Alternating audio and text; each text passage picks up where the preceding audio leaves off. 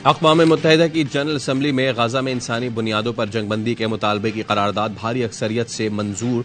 उर्दन की करारदाद के हक में 120 वोट्स, मुखालफत में 14 वोट्स आए। 45 ने वोटिंग में हिस्सा नहीं लिया। अमरीका, इसराइल, ऑस्ट्रिया, क्रोएशिया, जमहूरिया चेक, हंगरी समेत 14 अरकान ने मुखालफत की। कनाडा, जर्मनी, बरतानिया समेत 45 रुकन ममालिक ने वोटिंग में हिस्सा नहीं लिया।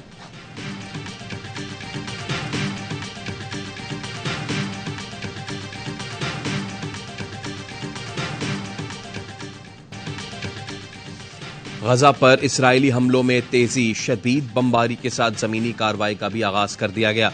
शिमाली गजा में तोपखानों से गोले बरसाए जा रहे हैं। जमीनी कार्रवाई से पहले मवासलाती निजाम बंद किया गया। हिलाल अहमर के मुताबिक गजा में मवासलाती ब्लैकआउट होने के बाद टीमों से राब्ता मुनक़ता हो गया।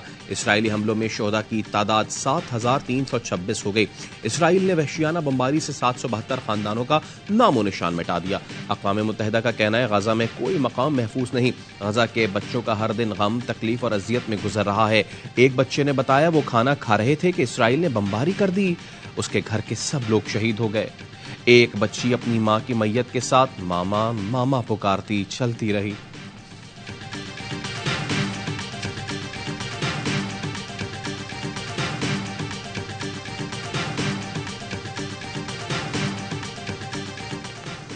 इसराइल हमास मुज़ाकरात अहम मरहले में दाखिल। गजा में जंगबंदी के लिए कतर की सालसी का असर।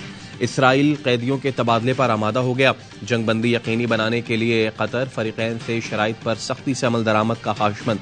इसराइल दुनिया की हमदर्दियां खोने लगा। अक़वाम मुत्तहिदा जनरल असम्बली में मेंबर मुल्कों की खामोशी ने बड़ा पैगाम दे दिया। फ़लस्तीनी सफ़ीर ने अपनी तकरीर ख़त्म की तो मेंबरान ने तालियां बजाकर मौक़िफ़ की तायीद की। इसराइली सफ़ीर ने तकरीर ख़त्म की तो मुकम्मल खामोशी रही। अरब पार्लियामेंट का भी हंगामी इजलास। अरब पार्लियामान ने गजा में फ़लस्तीनियों की नस्ल कुशी पर आलमी बरादरी की खामोशी शर्मनाक करार दे दी।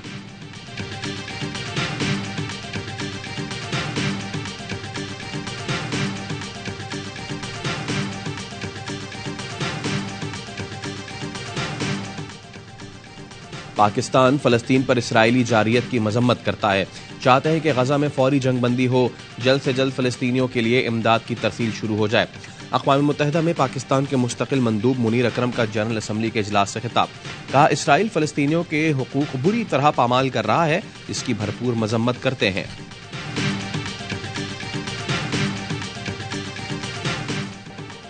मुल्क में आम इंतखाबात 28 जनवरी 2024 को कराने की तजवीज़। ज़राए के मुताबिक इलेक्शन कमीशन में पोलिंग के लिए इतवार का दिन मुकर्रर करने पर मुशावरत। इंतखाबी शेड्यूल के हवाले से सुप्रीम कोर्ट को आगाह किया जाएगा। हल्काबंदियां 30 नवंबर को मुकम्मल की जाएंगी। इसके बाद इंतखाबी शेड्यूल जारी किया जाएगा। वोट के इंदराज, इखराज और कवायफ की दुरुस्तगी का आज आखिरी दिन। कल से इंतखाबी फहरिस्तें मुंजमद हो जाएंगी।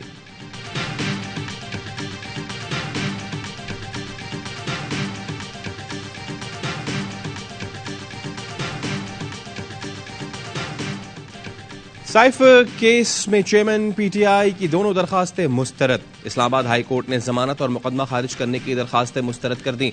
अदालत ने तफसीली फैसले में लिखा, बादियों नजर में केस पर ऑफिशियल सीक्रेट एक्ट का इतलाक होता है।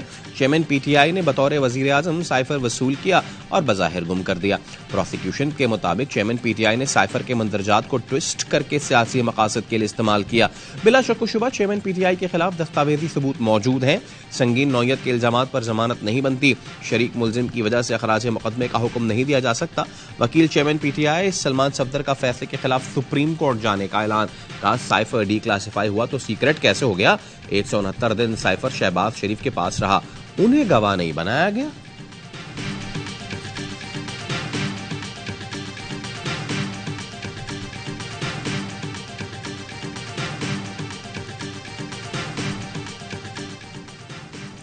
नौ मई वाकयात पर रावलपिंडी पुलिस को चेयरमैन पीटीआई और शाह महमूद से अडियाला जेल में तफ्तीश की इजाजत मिल गई।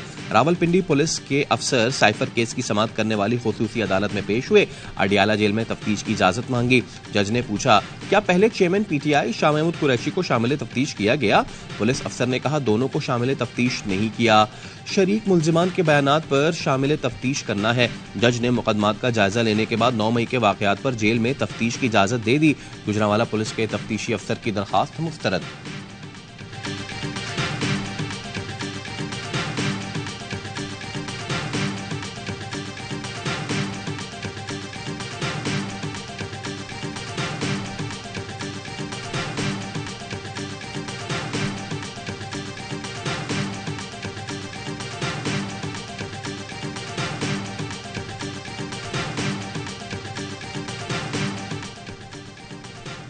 मुल्क छोड़ने पर कभी आमादा नहीं होगा।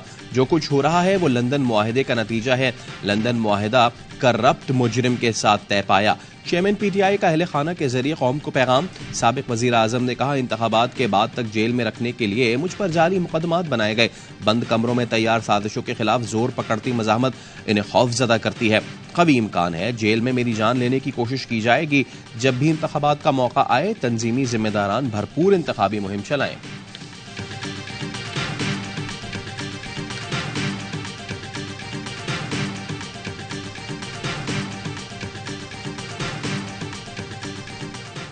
सुप्रीम जुडिशियल काउंसिल ने जस्टिस मज़ाहिर नकवी को शो कॉज नोटिस जारी कर दिया।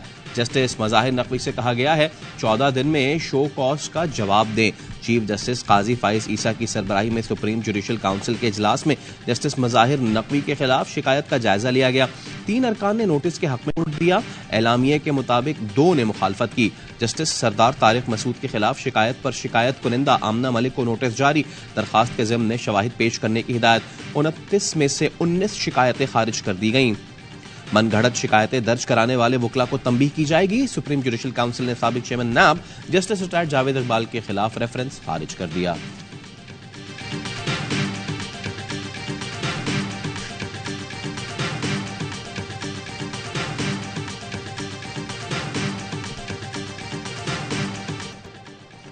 गैर कानूनी तौर पर मुकीम तमाम गैर मुल्कियों को पाकिस्तान छोड़ने की मोहलत में 3 दिन बाकी।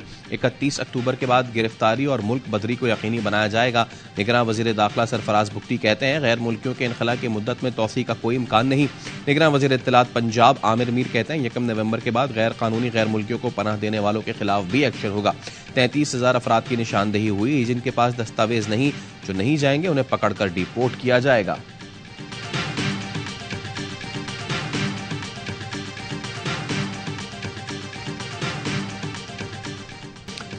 पाकिस्तान की लगातार चौथी हार। जनूबी अफ्रीका के खिलाफ सनसनीखेज मुकाबले के बाद 1 विकेट से शिकस्त। आखिरी लम्हात में पाकिस्तान को 1 विकेट और जनूबी अफ्रीका को 11 रन दरकार थे। महाराज और शमसी ने प्रेशर गेम में विकेट बचाकर जनूबी अफ्रीका को जीत दिलवाई।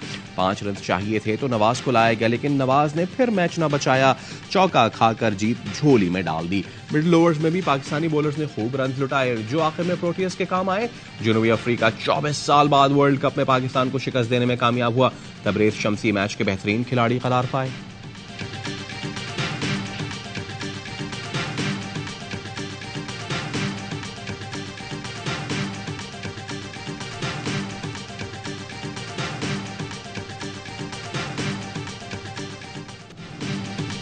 और नवाज ने मैच नहीं जितवाया, बाबर ने गुस्सा दिखाया। नवाज को लाना ही गलती थी। साबिक क्रिकेटर्स की बाबर के फैसले पर तनकीद। बासित अली ने कहा उसामा मीर विकेटें ले रहा था, उसको ओवर देना चाहिए था। पाकिस्तान की टीम अब तकरीबन टूर्नामेंट से बाहर हो गई है। टूर्नामेंट का सबसे अच्छा मैच हुआ, लेकिन पाकिस्तान की हार पर अफसोस है। कामरान अकमल ने कहा मैच बैटिंग की वजह से हारे। टॉस जीतकर बैटिंग का फैसला अच्छा था, लेकिन हमारी बैटिंग में हमेशा की तरह गलतियां नजर आईं। हर लम्हा पुरजोश में बात करते हुए अजहर अली ने कहा आखिरी 20 गेंदें जो नहीं खेली वही गले पड़ी। आखिरी ओवर तक खड़ा होना चाहिए था। जनूबी अफ्रीका चोक कर गया था, लेकिन हमने फायदा नहीं उठाया।